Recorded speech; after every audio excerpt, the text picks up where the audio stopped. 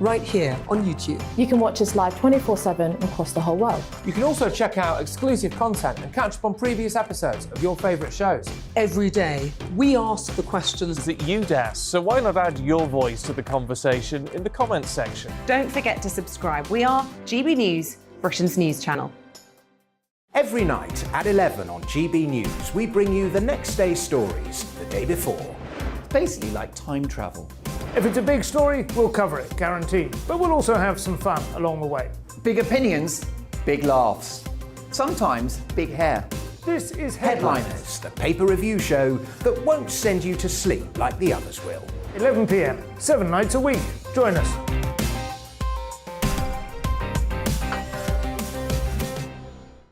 Hello there, I'm Eamon Holmes. And I'm Isabel Webster. And we hope you can join us for Breakfast with Eamon. And Isabel. You make me laugh out loud, belly laugh. Is that important first thing in the morning? Yeah, absolutely. And there's me trying to be deadly serious. News is a serious business. Yeah, I have to rein you in sometimes. Well, it doesn't stop us laughing at it. It doesn't stop us having an opinion on what's going on. Yeah. And it certainly will not stop us reflecting what you think. Weekdays from 6 to 9:30 on GB News. I'm Dan Wootton. Join me Monday to Thursday from 9 to 11 for the feistiest and most fun news debate on TV, where free speech reigns. I'll bring you a sharp take on the day's biggest stories, bombshell newsmaker interviews, and A-list guests. And I guarantee you, no spin, no bias, no censorship, and no reason to go to bed. That's Dan Wootton Tonight, Monday to Thursdays from 9 on GB News.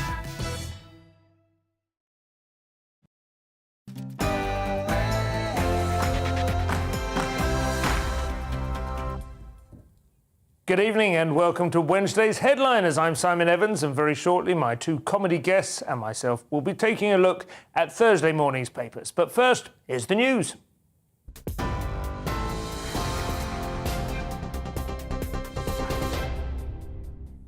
Good evening, I'm Tamsin Roberts in the GB newsroom. The Prime Minister has called the reported bombing of a Ukrainian maternity and children's hospital depraved. Ukraine's president says children are trapped under rubble after a Russian airstrike destroyed the hospital in the city of Mariupol. It's after the Kremlin agreed a ceasefire in the region to let civilians evacuate. Earlier, Ukraine's foreign minister accused Moscow of holding 400,000 residents hostage by shelling Mariupol despite efforts to establish a safe evacuation corridor. Speaking to GB News, Inna Sovsun, the deputy leader of the Voice Party in Ukraine, said attacks like these are happening all the time. This is happening every day, and we never know where it's going to hit next. And every day we wake up and we learned about the next missile strike with people dead, including children. Like, not a single night has passed that we didn't learn about the death of children here in Ukraine, and that's just terrifying. This morning, 2 babies under the age of 1 were killed in another missile strike. That's just terrifying. Well, the Foreign Secretary says aggression like President Putin's must never again be allowed to grow unchecked. In a speech in the US tomorrow, Liz Truss will make comparisons between the actions of Vladimir Putin and the 2001 Twin Tower attacks. She'll call on the global community to change the way they deal with antagonistic leaders. Well, speaking earlier today, Liz Truss announced the UK will supply Ukraine with anti-tank weapons and anti-air defence systems. Her comments come as the Ministry of Defence says Russia has confirmed the use of vacuum bombs in the conflict. At a press conference in Washington, Liz Truss said a no-fly zone would lead to direct confrontation between NATO and Russia. We know that if we don't do enough now, other aggressors around the world will be emboldened. And we know that if Putin is not stopped in Ukraine, there would be terrible implications for European and global security. We would be sending a message that sovereign nations can simply be trampled on. Well, meanwhile, Pentagon Press Secretary John Kirby says the US would reject any plan for NATO nations to provide fighter jets to Ukraine, calling the move high risk. Russia's a nuclear power. There's no question about that. And nobody stands to gain if this conflict, which is already so deadly, gets even more deadly because of the potential for a broader, deeper, wider, and non-conventional conflict. So we're certainly mindful of that threat. Boris Johnson says the number of Ukrainian refugees coming to the UK will rise sharply to hundreds of thousands in the coming weeks. Ukraine's ambassador to the UK says his officials will help to deal with refugees if the visa rules are lifted. But the Prime Minister says we must have checks to avoid unnecessary security risks. Meanwhile, Downing Street has announced a new visa processing centre in Lille in France, which will begin accepting appointments from tomorrow. TV, online and DAB+ radio, this is GB News. Now it's back to headliners.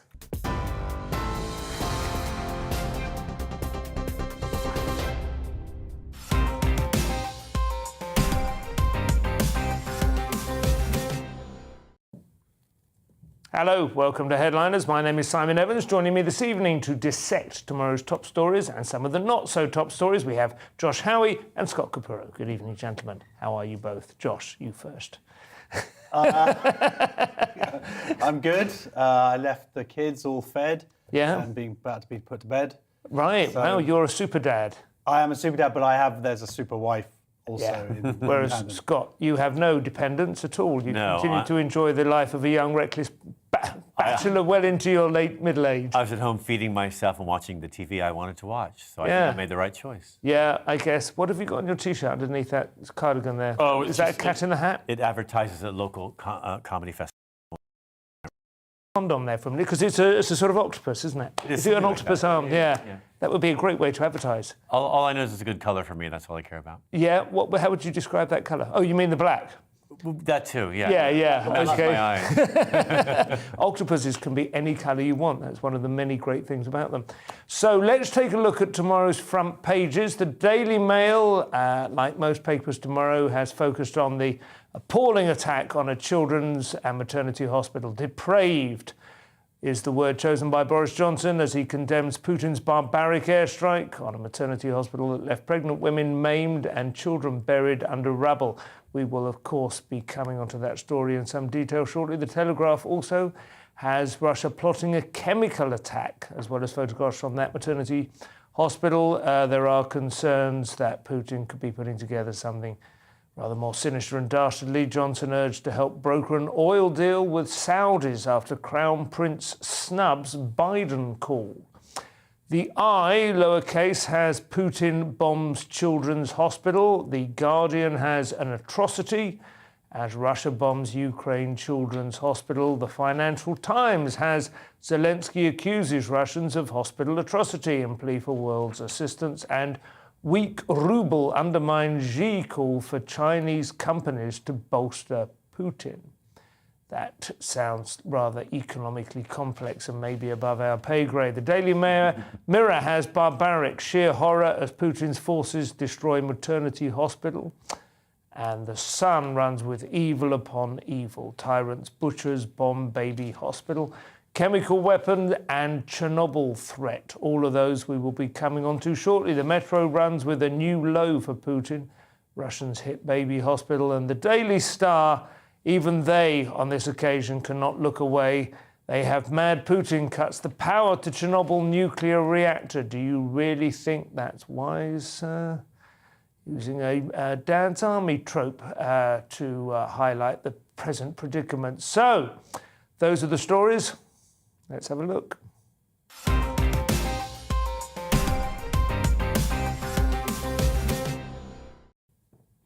So it seems Putin and the Russian armed forces have reached what is by common consensus a new low in this ongoing war or invasion. This is from Thursday's Financial Times, Scott, and elsewhere. Baby hospital. I avoided this news on the TV today while I was at home. I knew I couldn't watch it. So reading about it's as difficult. I mean, it's a direct strike by Russian troops on a maternity hospital in Mariupol. It's decimated the hospital. Apparently 3,000 babies have been left without medical care, food, or medicine. We don't know about the toll it's taken on human life yet. We haven't got that number yet. Prime Minister Boris Johnson has condemned the strike as depraved and vowed to step up support for the beleaguered Ukrainian military. And Zelensky is posting a video showing the badly damaged hospital buildings, some of the videos we saw earlier here. And there are others online if you want to see them. I saw in one paper it said, I mean, I don't know if this will be getting updated, that so far no deaths, which is fairly miraculous because obviously the devastation is immense. It seems that the women were sheltering downstairs, but it's hard to know exactly what kind of wards we're looking at. Are we talking only about maternity wards, or are we also talking about children who have childhood diseases? It appears as though we're talking just about maternity wards so far, although that might be the headline and not the accurate truth. Also, it looks as though from the photos and the footage, as though the missiles themselves hit what seems to be a courtyard in between three large buildings. Yeah. So it may have shattered windows, but not really destroyed any infrastructure. Which is lucky for the people who survived, obviously. And just hours before the hospital was hit, the Ukrainian foreign minister, I'm going to try this, Dmytro Kuleba, warned that these babies were in danger. I think they knew that the hit was coming. Yeah. And the town has been shelled consistently, without pause, for days now. The people interviewed seem completely traumatized. They, as we all know, they had staged what seemed to be some sort of escape for citizens living there to get out. And then the Russians just opened fire. And it was reported also in some newspapers that some of the roads outside of that town had been mined with bombs in the ground to blow up people trying to escape. So these people seem to feel as though they have no escape. And what they can do is what you said, hide underground and hope for all this to go away. And there's no indication that this was collateral from a military target or anything. This seems to be a direct strike with the intention of just inflicting psychological... They have been pouring bombs on this town for quite a while. Yeah, and their reports, basically, this is a sort of mirror of the tactics that Russia has used in Syria over the last few years, where they deliberately are attacking healthcare centres because they want to destroy the infrastructure of the city. And the morale of the people. Morale of the people. So that's one of the ways they do it. And a think tank said here there's 42 cases of Russian forces attacking healthcare facilities. And hospitals being struck in every theatre where Russian forces were operating. So I think this is a very deliberate... They're trying to destroy the will of the people to continue to resist, aren't they, I suppose? I mean, that would be the most obvious explanation of it. They say, too, that Russian units are still trying to surround the capital of Kiev and do the same there, with several highways blocked. And I think people who live in Kiev are living in this strange sort of quiet where nothing really in the city centers happened yet, but they're expecting what's happening in these towns to happen in theirs too. Odessa is the same, another seaside resort on the opposite side of the coast from where Mariupol is. And people there are still going for the evening walks, and they're still able to access food and water, and their lives are comparatively normal. And they're again waiting for this But Mariupol, no electricity, no water. They're eating snow. Wow. Well, it's a very strange situation, as war often is. You know, I think it was probably similar in mainland Europe during the Second World War. There were places where horror was raining down, and there were other places where life continued relatively normally. But eventually, it comes knocking. Russia's life is going pretty well. Wasn't she just in Russia photographing herself there? Didn't she know any of this was coming? What's the point of her position? I don't understand why she's here talking to us in any way. She should be hiding. As well. If I were her, I would be. Well, I don't know. I always think with people like Liz Truss, to be honest, with all ministers in these situations, you only see the tip of the iceberg. It's very hard to determine what's going on underneath. It's a melting one, if you ask me. Well, possibly. I don't know. It's very difficult to project onto those in official positions, based on what they might be saying, or indeed what their opposite numbers are saying about them at any given moment. I think as soon as the door's shut, there's probably a very different, How about the ports shut? We could shut the ports. Haven't shut those in Britain yet. Still taking the oil. Shut the port? Yeah. To Russian imports. We're trying to. Yeah. May happen at the end of the year, after they firebomb the Ukraine. Maybe by then. Well, you're saying you'd like to see total shutdown of the world economy like that, without any kind of anticipation? No, but we can do without a bit less oil, I think. Okay. Boris Johnson is being urged to help broker a deal with the Saudis. This is possibly in preparation for Scott's proposed cessation of fossil fuels. Well, just drill more in Alaska. Well, exactly. So Boris Johnson, who I'm not a fan of, is arguably stepping up in terms of the sanctions that have been imposed, some of the strictest ones. I mean, this comes, of course, after decades of absolutely absorbing Russian dirty money. So it's not like we're guilt-free or anything. But there's talk of him trying to get in touch, because I suppose he's got quite a good relationship with the Crown Prince of Saudi Arabia, who basically runs Saudi Arabia now, and because he is not taking any calls from Biden. Basically, America and Saudi Arabia have kind of been on the outs the last year or so since Biden got in because of the war in Yemen, because of the murder of a Saudi Arabian journalist. And so Saudi Arabia has just not been taking the calls because the petrol prices we've seen and for everybody, it's just absolutely leaped.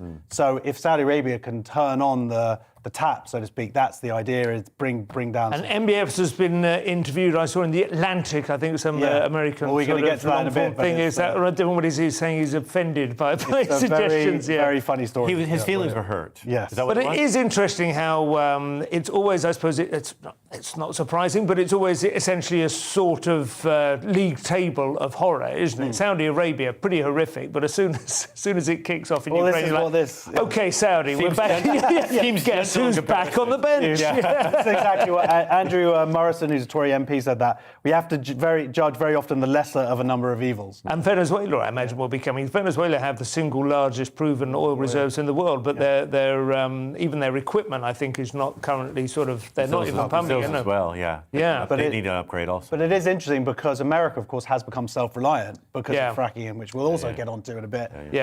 So really their concern, and Biden, it's not an immediate concern for him, but it's a concern for the rest of us who don't have that. Norway could pitch in a bit too. I mean, it's interesting. It's maybe worth talking to these countries after all this is over, hopefully it ends soon, about joining the EU and pitching in a little bit, maybe. Well, about us joining the EU? No, Norway. Norway, right. They're so well off with their sovereign wealth fund, aren't they? They did it very nicely. It goes up and down. Rent going controls. up at the moment. Talking of going up and down, rent controls as well. Hot topic once again. Sadiq Khan calls for new powers. Scott, you have some views on this, I believe. Well, Sadiq Khan, he'd like to freeze private rents for 2 years in London so people can catch up from what's been going on in the last 36 months. He thinks the tenants on average can save about £3,000 during that period and then use that money to kind of pay other bills. And so is the suggestion that private rents are continuing to go up despite the fact that the economy has taken a bit of absolutely going up because people are moving back to London at the moment. I've got a lot of friends of mine who don't own, people who've been working away or moving back to parents. So did rents fall when people moved out? Okay. And now they're going straight up. And he's trying to halt that increase. To find places. Right. So he said private renters make up nearly a third of everyone living in the capital now, and it's only going to increase. Wow. And he thinks the only not having come down a third in 2020 when everyone left. No.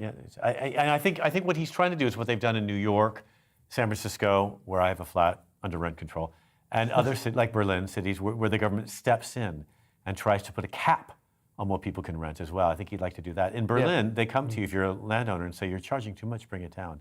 And it makes people rent for a longer period of time and not seek to buy. They feel happy where they are. So you own a flat in San Francisco, or you rent a flat in San Francisco? I rent. You rent a flat, and even though you live here a lot of the time, you continue to rent that? I'm a citizen of the world. Digital nomad. Yeah, and it's my permanent residency, so I do. My family's there, and I like to work there. So, as a good example, then, of one of the whether it is an unintentional consequence or a bad incentive, but you would never give up that flat because even though you might be away for 6 months, you'd rather continue to pay the rent than confront what might be waiting for you. It's horror. If you leave San Francisco, you never get back in. I mean, that's kind of what rent control has done. It's made the city both too cheap and too expensive for people. So now there's no middle ground. If you leave, and do you sublet it while you're away? It's impossible and illegal. I would never ever do that. And if I were to lose it and try to get back, I couldn't afford the rent of the apartment I'm living in. So that is a kind of. I mean, I would say that was a dysfunctional outcome. Obviously, I don't blame you for doing what you're doing. You know, you're dealing with the pack my home, but I do have friends who live in Germany, live in Berlin, comedians I know, and their lives are much more sustainable. Because people don't. The government doesn't encourage people to buy there; they encourage them to rent. And what do you think, George? How do you feel about it? Yeah, it's a different culture. Here, when I was renting, it was insane. We had a studio flat. It was that's double the mortgage that we pay now. I ended up living at my grandmother's for nearly 5 years to save the deposit to get our place. And that's how we survive with 5 kids. It's going to be very hard. I mean, what you really want to do, really, I suspect, is reverse the proportion of the amount of property in London that's owned by private landlords. I mean, you know, but I don't know how you would. Well, they've been trying. I believe now it's different now. What you can claim back. Oh yeah. You know, so they are. There was 20 years, and to be honest, that was under Blair's government as well, wasn't it? A lot of it, when they encouraged it so extraordinarily enthusiastic to you know. Some people made an absolute fortune. People. Normal, with 2-3 flats, renting them out and making. They've asked Airbnb owners to release their flats to Ukrainian citizens coming over for less. Right. Although the Russians own them all, so that's going to be an awkward key exchange. Oh my goodness! Yeah. Happier news now. Really quite exciting news, actually. Ernest Shackleton's ship, the Endurance, has been found in the Antarctic Ocean. Josh. Yeah, so this is in the Times, although many other newspapers, and the Endurance, absolutely living up to its name because it still exists. Yeah. I don't think they've ever found a ship like this before because of the temperature and the freezing water. Right. It's pretty much all exactly intact. If you look at the photos, you can see like the name, the plate, everything's there. And also, I believe, because those waters, because there's no vegetation in them, they don't support any of those little things. Exactly, the things that would then eat it. Wood or whatever, So it exists, and they've been trying to find this. They've looked for it before.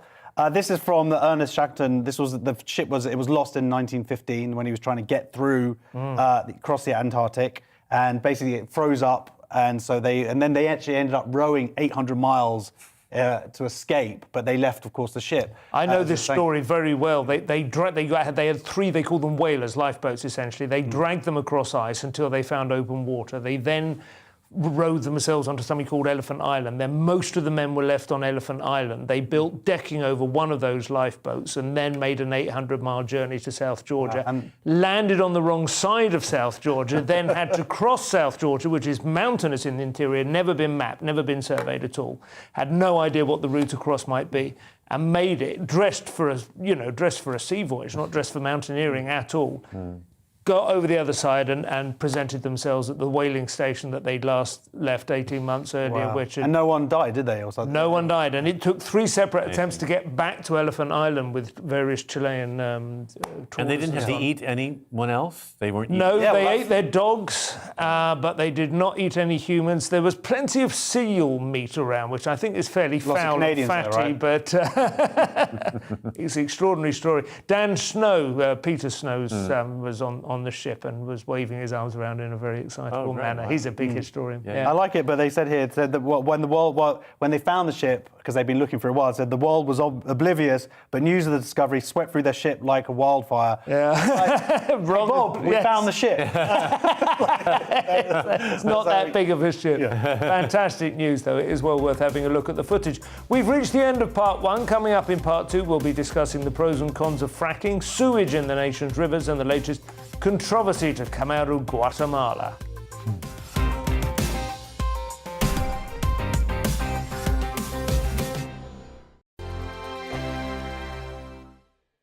GB News is the UK's home of discussion and debate from all perspectives. To stay up to date on the latest stories, make sure that you subscribe to the GB News channel right here on YouTube. You can watch us live 24/7 across the whole world. You can also check out exclusive content and catch up on previous episodes of your favourite shows. Every day, we ask the questions that you'd ask. So why not add your voice to the conversation in the comments section? Don't forget to subscribe. We are GB News, Britain's news channel. Every night at 11 on GB News, we bring you the next day's stories the day before. It's basically like time travel. If it's a big story, we'll cover it, guaranteed. But we'll also have some fun along the way. Big opinions, big laughs. Sometimes big hair. This is Headliners, the paper review show that won't send you to sleep like the others will. 11 p.m, 7 nights a week. Join us.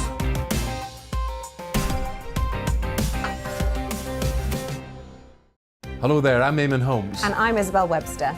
And we hope you can join us for Breakfast with Eamon and Isabel. You make me laugh out loud, belly laugh. Is that important first thing in the morning? Yeah, absolutely. And there's me trying to be deadly serious. News is a serious business. Yeah, I have to rein you in sometimes. Well, it doesn't stop us laughing at it. It doesn't stop us having an opinion on what's going on. Yeah. And it certainly will not stop us reflecting what you think. Weekdays from 6 to 9:30 on GB News. I'm Dan Wootton. Join me Monday to Thursday from 9 to 11 for the feistiest and most fun news debate on TV, where free speech reigns. I'll bring you a sharp take on the day's biggest stories, bombshell newsmaker interviews, and A-list guests. And I guarantee you, no spin, no bias, no censorship, and no reason to go to bed. That's Dan Wootton Tonight, Monday to Thursdays from 9 on GB News.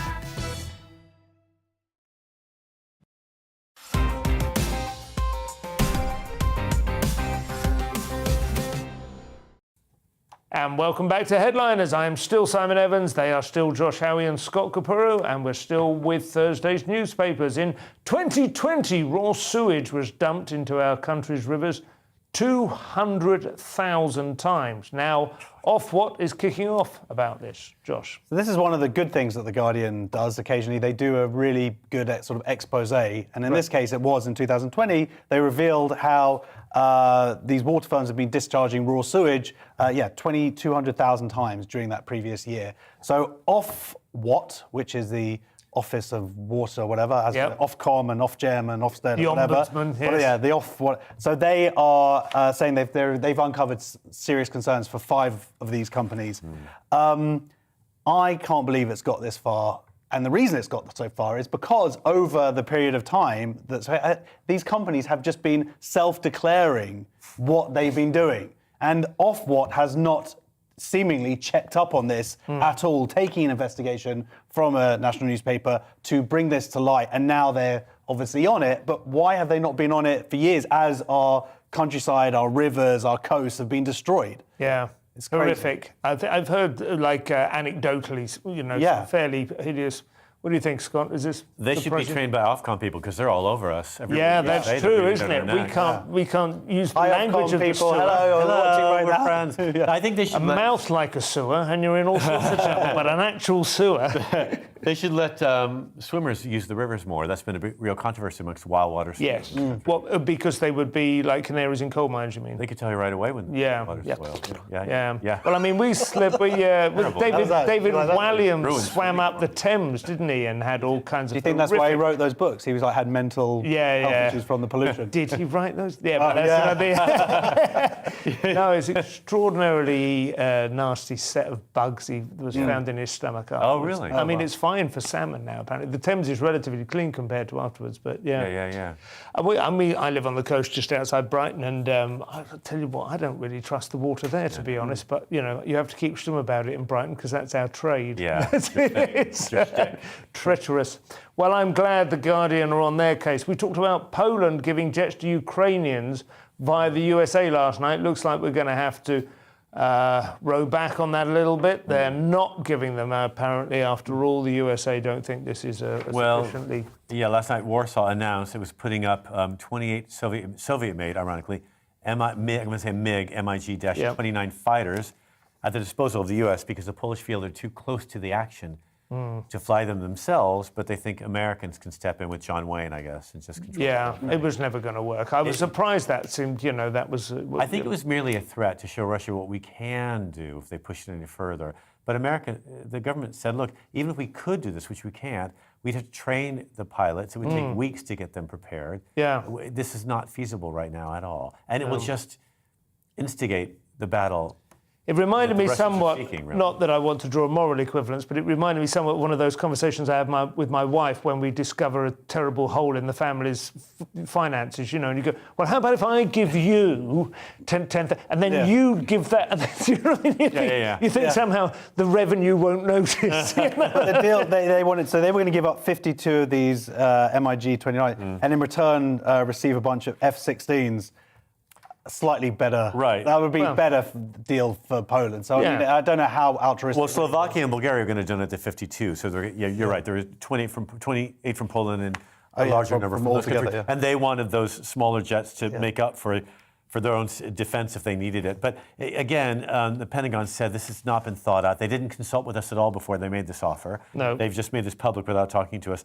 And U.S. officials have serious concerns about the way the Polish are dealing with this right now, and it's because Do Kiev, they? they do. In what respect? They think? I think they think that there's a relationship between Poland and Russia that's not clear to the American government. Right. Hasn't been made clear, and also the American military has missiles stationed in Poland, pointing toward Russia, and have been there for quite a long time, which is part of Putin's problem. He wants those missiles and those American army bases in Northern Europe to go away. Yeah. So Poland is in a bit of a difficult position because they're trying to appease the Americans and the Russians at the same time. And I think they see the U.S. government and the military as being more powerful. And they think if anyone's going to win this, it's going to be the U.S. So let's get on their side and give them some of our fighter pilots.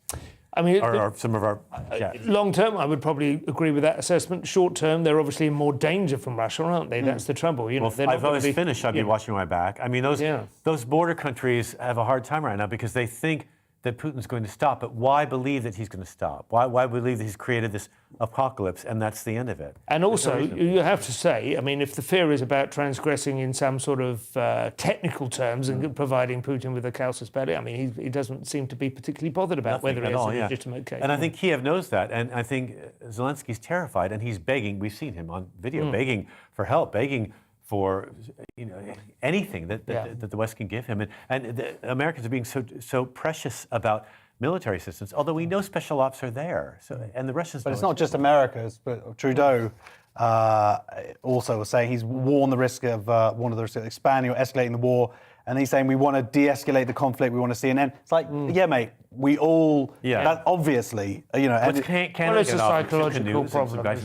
Canada has nothing. Fracking could be back on the menu, Josh. Speaking of Canada, but this is perhaps in the UK as well. Then is that right? Yeah. So they tried fracking. I remember a couple of years ago, and then there were like these minor earthquakes, and they could have been related or not, and everybody they just shut it down. But in America, fracking has been a massive success. I know there are pollution issues, but America has gone from an importer to an exporter of energy. Whether it could help us, there are experts who say that there aren't enough or it would be too difficult. What's the big deal in America? Is it less built-up areas? Are they doing it further from urban centres? I mean, there's concern, as you say, about earthquakes. There's also concern about the water table being polluted. Yeah, so there are environmental, and Greenpeace is very much against this. Yeah. But the point is that. But then Greenpeace never saw an oil field they particularly liked, did they? No, but we do have a problem in the UK. We need energy from other sources, other countries, and so there's an energy security strategy meeting coming up, and this is one of the things that has been proposed. The other one is they're going to also talk about more onshore wind farms and maybe lessening the opposition to that. So really, no one's mentioned it, but nothing in this article mentions nuclear power. I was going to say, nuclear power is the silver bullet and has been for the last 50 years, and I just do not understand why environmentalists... It's the best option available. It's obviously the best option. It's caused almost zero deaths. I mean, it's safer than sitting at home in your couch. The middle of the planet is a nuclear reactor. We're already controlled by one. I know. Why not embrace it? Absolutely. Oh, well. And none of these things are going to come online in time to... GB News, we are sponsored by nuclear power, so... Thank God. I wish we were. I would be renegotiating my package if I thought... This next story seems particularly horrendous. Guatemala. I mean, they put that on the autocue. I haven't read it yet. Guatemala triples jail time for women seeking abortions. OK, well, that does seem quite harsh. Yeah. I think your package is fine. Also, apparently, Guatemala is anxious about women seeking abortion, and they've banned same-sex marriage. Same-sex marriage wasn't being recognized in the country anyway, officially. I was going to say, did they ever have a liberal period? No, never at all. But they've made it a law now that you can't do it. Yeah. Just to make sure everybody knows. And the penalty for abortions in Guatemala for women before was 3 years. They tripled that to 10. The so-called Life and Family Protection Law has made people's lives a lot more difficult. Apparently, the UN Health Agency had just made some statements this week about making women's abortion access more safe. Maybe providing more pills for women or more access to hospitals. And instead, Guatemala, in response, has done this. They've done it on Women's International Day. Which is lovely, yeah, of course. Well, I doubt that's a coincidence, like 9/11, isn't it? But if you have familiarity with Guatemala, is it heavily, is it a Catholic thing? Or Severely. Yeah. Well, and it's a conservative government in. Interestingly, the countries that surround it have actually become much more liberal about this issue, and there has been like a lot of steps taken over the last few years. Colombia and Costa Rica, Costa Rica have legalized abortion finally. And is there something Guatemala have seen in those countries that they don't like the look of the direction they're heading in? I do notice that birth rates have fallen dramatically in the last few years in Central America, which of course most of us regard as a sign that women are getting educated and having equal opportunities, and it's a healthy thing. But I know that it frightens. They've had a pretty draconian government for quite some time. I don't think this is any different. It's just more severe. And there are real impact on women's health when this happens, because women have to go to get illegal abortions that are much less healthy, can have real ramifications, and people die. People die. And it has all sorts of symptoms afterward. I mean, childcare, women's access to education, equality in employment. It's a disaster there. And I think they are trying to appease a voting bloc with this because the economy is doing so badly. That's usually what it is. 31 out of the 33rd. Even though it's one of the highest denses in Central America, it's still incredibly poor. And this isn't going to help, is it? Because these kind of measures, apart from anything else, they never have good economic. There's a saying in Latin America that we could be Australia without the church. True, isn't it? Wow, I've never heard that. That's nice, yeah. Crown Prince Mohammed bin Salman, talking of people who don't treat women terribly well, has hurt feelings. Josh, he's upset this is a great that story. He's being accused. This is a great story. This is his Prince Andrew moment. He's being interviewed by The Atlantic, although this is covered in The Independent. And his feelings are very hurt because of the accusations that he was involved in the assassination of Jamal Khashoggi, who's a Saudi Arabian journalist who went into an embassy to redo his passport or something. And never came out. It disappeared forever. He's saying he had no involvement, the Crown Prince, but America, intelligence, and various other people saying, he obviously did. But it's quite an interesting and revealing interview, because it's a sort of classic thing of he says here, I feel that the human rights law wasn't applied to me because any person is innocent until proven guilty. So it's that sort of doubling down thing. Obviously, this is a person surrounded by too many yes people who have just said. So he's saying because he's understanding of being innocent as being somebody. He's not actually done any jail time for it. It's his rights that have been impacted. So I just like the fact that there are probably people around and go, Prince, God, I don't know how you're dealing with this, mate. Real victim. You're the exactly. It's the Owen Jones. And I liked another bit I saw where he said, to be honest, if we were the sort of country that did things that way, he wouldn't even be in my top 1,000. It's like that's a very revealing number there. Wow. Hopefully, we'll be 1,001. If only they had a judicial system, we might trust his response a little bit. We might think, well, maybe if he's tried and found innocent, then he is, but he'll never face that. It's amazing. But I suppose, there is some part of me thinks it's very difficult to apply Western mores or whatever in isolation, because he's broadly thought to be sort of trying to work through a process of reforms, right? Yeah. And he thinks this has held it up massively. Women can drive. It's great. Do you remember that he held, like, in the Ritz Hotel, it was about 4 or 5 years ago? Do you remember there, like, 200 of the top oligarchs in the country were suddenly found themselves hanging upside down on meat hooks, to give back their money. Like something like a long Good Friday. The best prison in the world. Extraordinary. Our next story is about as light-hearted as we could get when discussing Ukraine. This is from the Mail, Scott. The Ukrainian naval band has been playing Don't Worry, Be Happy while hunkering down behind sandbags in Odessa, right in front of the Odessa Opera House, about a block away. You can see them. It's online if you want to watch it. There's 5 band members playing that hit from 1980. And they're just trying to, obviously, cheer people up a little bit, give them something else to think about for a moment. And they're in full Navy fatigues, right, with a bit of snow coming down. It's quite sweet. Sounds quite heartbreaking. Well, listen, we've reached the end of part 2, and up next we'll be discussing UCH syndrome, the Catholic Church, and a scary landlady. But first, we actually have a clip of those Navy musicians playing to cheer up Odessa.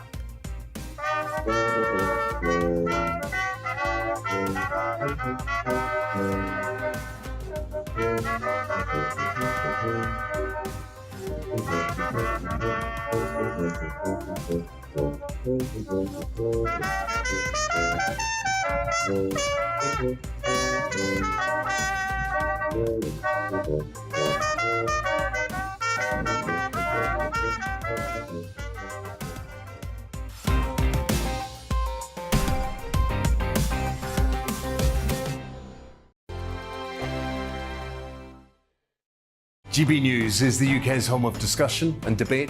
From all perspectives. To stay up to date on the latest stories, Make sure that you subscribe to the GB News channel. right here on YouTube. You can watch us live 24/7 across the whole world. You can also check out exclusive content and catch up on previous episodes of your favourite shows. Every day, we ask the questions That you'd ask. So why not add your voice to the conversation in the comments section? Don't forget to subscribe. We are GB News, Britain's news channel. Every night at 11 on GB News, we bring you the next day's stories the day before. It's basically like time travel. If it's a big story, we'll cover it, guaranteed. But we'll also have some fun along the way. Big opinions, big laughs. Sometimes big hair. This is Headliners, the paper review show that won't send you to sleep like the others will. 11 p.m, 7 nights a week. Join us.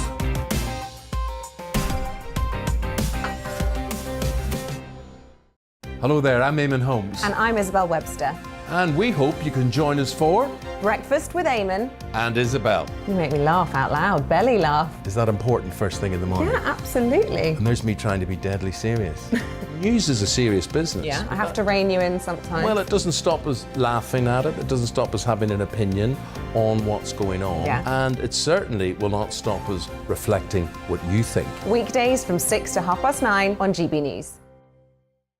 I'm Dan Wootton. Join me Monday to Thursday from 9 to 11 for the feistiest and most fun news debate on TV, where free speech reigns. I'll bring you a sharp take on the day's biggest stories, bombshell newsmaker interviews, and A-list guests. And I guarantee you, no spin, no bias, no censorship, and no reason to go to bed. That's Dan Wootton tonight, Monday to Thursdays from 9 on GB News.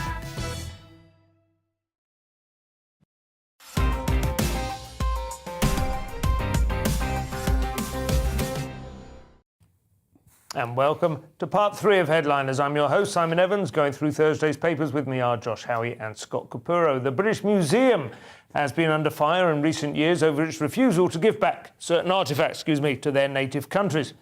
Well, we could be at a turning point, it seems. This is from Thursday's Telegraph, Josh. Yeah, so the Smithsonian in America is given back its entire collection of Benin bronze statues to Nigeria.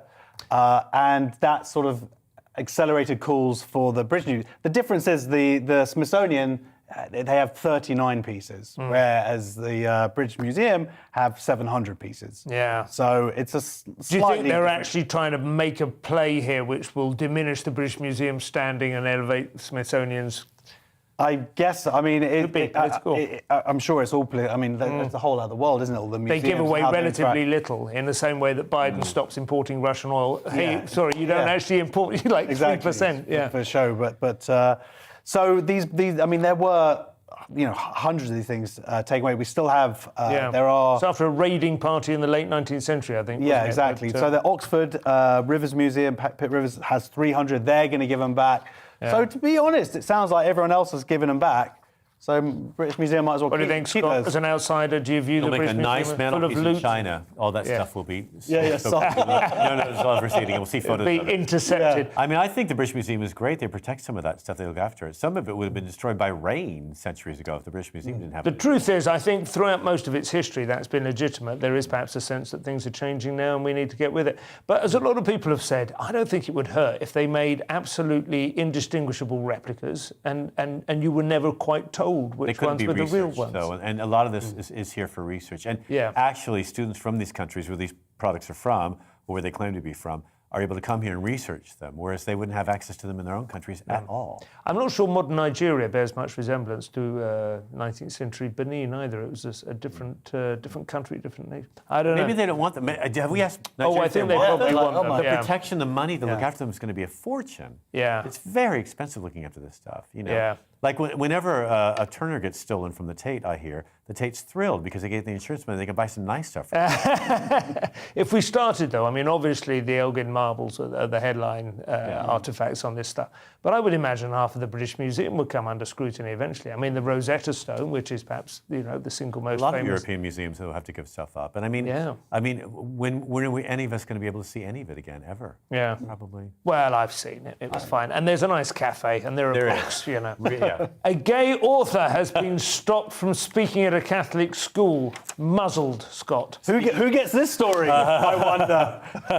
The one who likes nice cafes, I guess. The Catholic school in Southwark, the archdiocese there, had invited, a Catholic school there, had invited Simon James Green, a leading writer of LGBTQ plus fiction and stories for children, where some of the protagonists in the stories are gay kids. Have you read him? Were you aware of him? Never heard of him before. No. I looked him up on an online bookstore earlier, All right. and just to see if he was like provocative, and it actually really doesn't look as if it is. It looks like these are quite sweet little teen dramas that have a gay character, but it's not. And kids love the gay characters. Yeah. They love them. They feel unthreatened by them, and they feel as a in a weird way safe. It's so strange. I mean, that this reaction from the Catholic Church of all people, who should be embracing the LGBT community for all the kind of good they've done for them in terms of supporting them, even though they're in disastrous situations. They're all gay.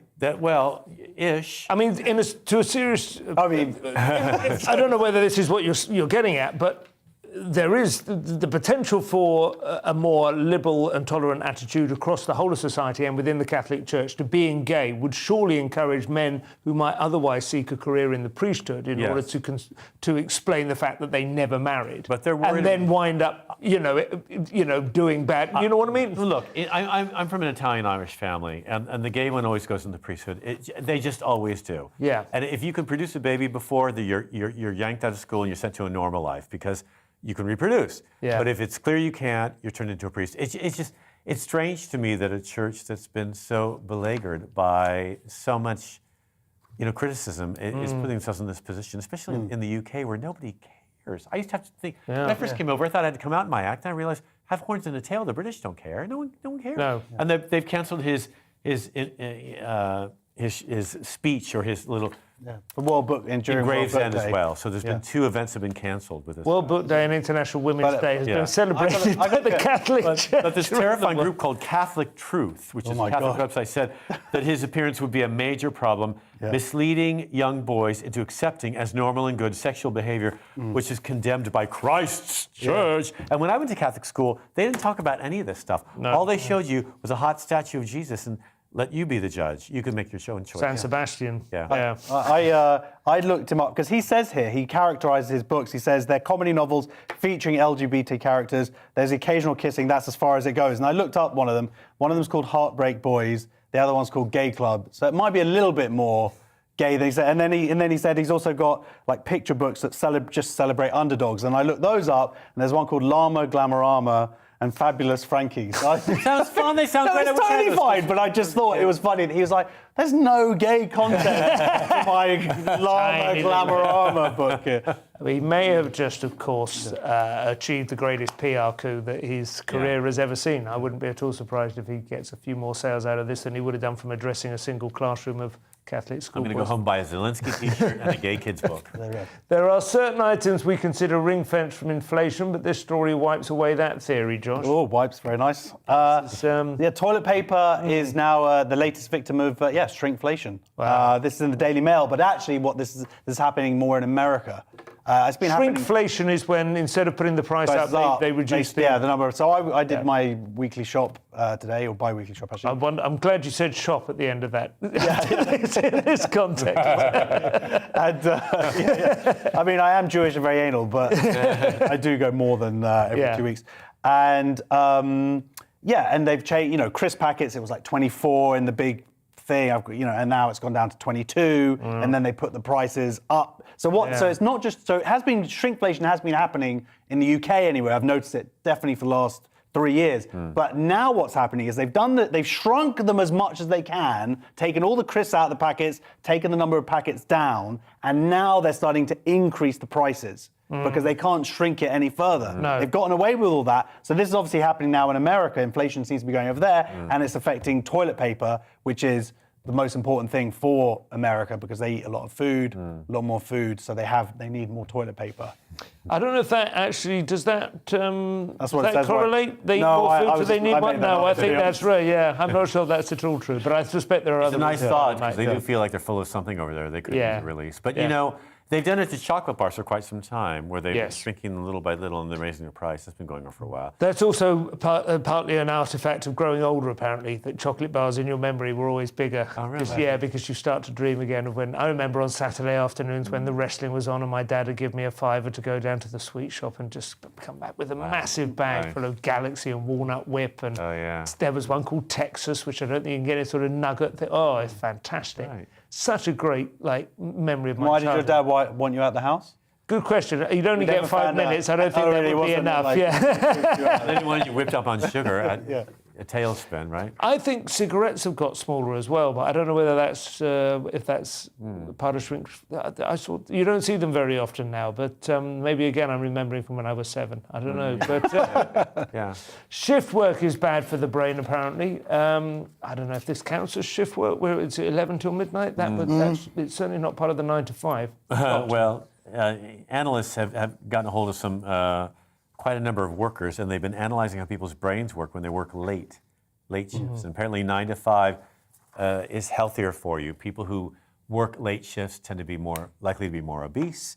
They have sleeping problems and emotional difficulties. Is it lack of sunlight? Is it the broken sleep cycle, or is It's it a broken sleep cycle. And antisocial? What's the term? Your criterion? Not criterion. What's the, diurnal? Yeah, something like that. When? Yeah, your internal clock is messed up. And apparently, what you're meant to do is get outside each day and get at least 20 minutes of sunshine on your skin to reset your clock so you can sleep at night. Yeah, all your skin as well. Isn't it? We go Not through a window, not through a car. Circadian rhythm. Yeah. That's right, circadian rhythm. Thank you for that. Very spiritual. Nice. Thank you. Yeah. I should have underlined that. But yeah, so they're saying, that people, the studies looked at 6 outcomes: processing speed, working memory, alertness, cognitive control, visual attention, and task switching. And after looking at more than 3 million people that work night shifts, after realizing that more than 3 million people work night shifts in the UK, they wanted to see if it was affecting their health. Yeah. And the NHS is concerned that these people are suffering from So, but they found definite cognitive. They did. Absolutely. It's actually a super study where they took 18 studies from all these different and put them all. Over a They put it all. 15-year period. Yeah, they put it all together. We call those meta studies. Yeah, sorry. yeah. So yes, meta. Super studies. Involving 9,000 Sorry, people. it's after 11 o'clock. I can't function myself. But the Austrians did it because they had the time, and they found that these people were suffering when they were. So they're talking about protective countermeasures, which are naps, recovery plans, and recovery monitoring, which seems all very sensible. There was a story a few months ago, I think, remember we did, about saying about police people on night shifts. They should be allowed to have naps, and it makes total sense. But also, I mean, I had a blood test recently for an unrelated matter, but they came back and said, you're fine on that front, but incidentally, your vitamin D is very low. And that's sunlight, right? You just don't get enough sunlight. And I go out for a 2-hour walk every day, take a dog for a long walk, at least an hour and a half. But of course, if you're only sort of exposing this little bit here, you don't get enough. So look out in Brighton, see Simon. He'll be topless tomorrow out on the beach. It actually does have an effect on your mood, though, I think, vitamin D. Whenever I go back to a warm climate, I always feel better. Absolutely. Just got to move. Let's go over to Guatemala, bring down the church, launch a coup, bring our gay into books New with South us. Wales. Let's bring our gay books with us and sort them out over there. I could really get behind that. There have been some tough sanctions against Russia, and I think this will be the straw that broke the camel's back. Josh. Indeed. So this is in the Mirror. A British landlady has barred Putin from her pub. Oh, yeah, that's look at this. much, isn't it? She says, my punters would wreck him, which sounds a little bit sexual. It's a loaf and cheese is the name of her pub. Loaf and cheese, yeah. Stoke-on-Trent, the loaf and cheese. And Are you familiar with it? I've worked it, I've played it. Oh, I'm there at the end of this. I'm there at the end of this. Well, I'm in Leek, which is not a million miles away. Oh, right.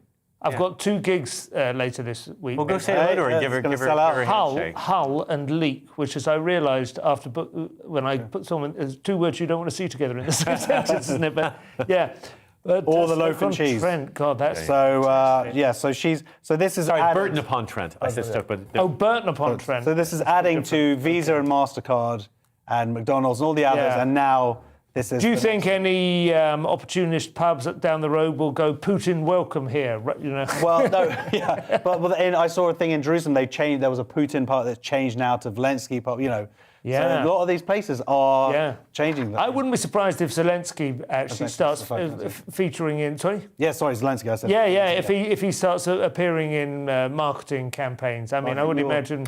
Yeah. I bought a couple of t-shirts already, and he's been quite an icon within the LGBTIQ plus community for quite some time. Have you ever seen any of his comedy output? I watched it. I watched it. I watched the sitcom. What do you think? It's not very good. No, Yeah. it's kind of... It's a bit obvious. It's a bit 20, This is the one in which ago. he plays a teacher who becomes a... Yeah, exactly. He sort of switches between sort of zany comedy actor to serious actor, and it's a bit... I had a look at it on Wikipedia for his comedy career, and apparently he was... It's like a competition sketches. circuit there. It's more like sketches. But there's a league. There's an actual league, and I don't know who marks it. But then they advanced to international competition. Yeah. And Well, it's big in Russia. He was big in Russia. That's the interesting thing. He's a Russian speaker. He's Russian speaking from the Russian half. Touring around Russia. That's where a lot of his sort of thing comes. It's always a little bit weirder when you dig down. Anyway, we're on to our last story, so we've got to make this one count, guys. Uncombable hair. I should be. And who gets this one? Okay, Scott, you A boy in Georgia in the U.S. was diagnosed with uncombable hair. Apparently, his mother noticed that his hair she couldn't manage it. So she took some photos of it. Caitlin Samples, age 33, took some photos of him, shared them online, and a stranger diagnosed his problem. It's a medical condition. Lachlan, the boy's name. Wow, there he is. Look at that. That is it. It's really... Look at his cheeky little face. And Lachlan, that's an appropriate name. Lachlan and Samples. They all feel like... It looks like she's tried out a few samples of different shampoos on it, and none of them are working. Married her brother. UHS, not very common there, an extremely rare genetic disorder, obviously. So it's a genetic mishap. And it's a disorder of the scalp. It's caused by a mutation of genes involve the formation of hair shafts. Yeah. And there's only about 100 cases. And in the UK, there's just one, Boris Johnson. Yeah. Yeah, well, I've always wondered whether he doesn't go for... Do you think he musses himself up before he goes into... I think it's like perfectly If he woke up in the morning and it was like, looking like Cary Grant. over too, sadly, because he's losing a bit of it too. So now why sadly? Why sadly, no, Scott? I don't think what that's a bad thing. I can't get it comb through my hair. I think I had this because I told you guys I can't get it comb through my hair. It's so thick, I can't comb my hair at all. I never could. And although I regret losing my hair, I never liked it when I had it. It was pretty much the uncle. It was the Jufro. I've got the Jufro. Yeah, we've got the Jufro. That's it. You get the Jufro. I wanted long hair, or at least a Bono mullet. Bono mullet, is it now? But I could never get anything approaching that. It was just like... I used to have my hair straightened when I was younger because it was so curly, and it would flatten it out. But then I'd go swimming, and the straightener would lighten it, so it would be like honey-colored. And I'd have people I'd be on an airplane and feel someone touching it from a stranger, touching my hair. People respond to straight... But now your hair is like an immaculate 50s matinee idol. Have you not considered blacking it, though? I would if I was you. You could get away with that. Well, despite rumors, I'm not a pedophile, and I'd rather just go with my grey hair, thanks. I'd rather just be who I am. How about you, Josh? You ever considered one of our number, I won't give a name, but one of our number goes to Turkey once a year and gets plugs. Really? I would absolutely... I heard about that recently. I would absolutely doing it. I'm waiting for my GB News contract. Producer in the air is saying I can't say his name. It's Leo. Leo Cripps does. He gets plugs. But he looks great. I didn't know. Oh, no, exactly. If you can get away with it, because he's a young, lean man, it doesn't look as if he would be compensating for something. I think it's the wig part that's problematic, because I'm a swimmer, and I have seen people in the pool where I thought, is that a wig? And then because in the shower they do this, and they wash it. And I'd like to bring back wigs. I think wigs could be fashionable again. If the right person brought it back, I think wigs are the way to go. Well, maybe you should do it. I'm going to do it. On Almost House, I think our second or third date, my wife and I, we were in an Indian restaurant, and my wife whispered in my ear, "Don't say anything, but that man's wearing a wig, I'm sure of it." And I went, "Wig?" She brings that story up regularly. I think there's something charmingly naive about it. I think wigs are cool, and I mean, I just think if you're going to wear a wig, it should just be obvious, like a hat. Why not just get wigs that look great? All I know is that I'm very grateful that I met my wife before I started losing my hair. No, I know. Tied her in with all those kids. It's absolutely the single thing. You lose it there and you grow more down. There it is, gents. My thanks to Scott and Josh. And I've been Simon Evans. Tomorrow night, I will be back here. See you then. Good night.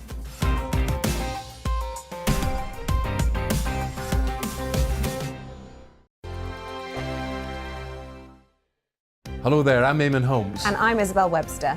And we hope you can join us for...